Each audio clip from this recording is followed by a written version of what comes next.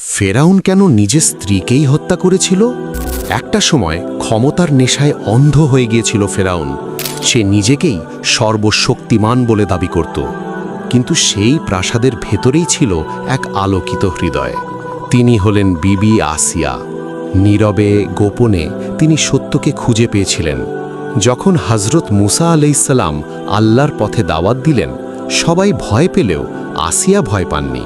তিনি দৃঢ় কণ্ঠে ঈমান গ্রহণ করলেন, একমাত্র আল্লাহই সত্য।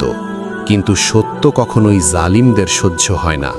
একদিন ফেরাউন জেনে গেল তার নিজের স্ত্রী তার বিরুদ্ধে। সে রাগে কাঁপতে কাঁপতে জিজ্ঞাসা করল, তুমি কি সত্যি আমার বিরুদ্ধে গিয়ে মুসার রবকে মেনে নিয়েছো? আসিয়া বিন্দুমাত্র ভয় না পেয়ে বললেন, আমি সেই আল্লাহর ওপর ঈমান এনেছি। এই উত্তরই হয়ে গেল তার মৃত্যুদণ্ড। ফেরাউন আদেশ দিল, রাবেয়াকে নির্মম শাস্তি দাও। তপ্ত রোদে পাথরের নিচে অকথ্য নির্যাতন, কিন্তু তার ঈমান টলেনি একটুও। আর ঠিক সেই মুহূর্তে এক অলৌকিক দৃশ্য, আল্লাহ তাআলা তাকে জান্নাতের একটি ঘর দেখালেন। তার মুখে তখন এক অদ্ভুত শান্তি, যেন সব কষ্ট হারিয়ে গেছে।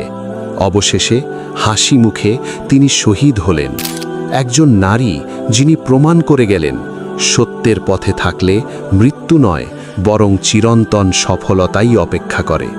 সুবহানাল্লাহ।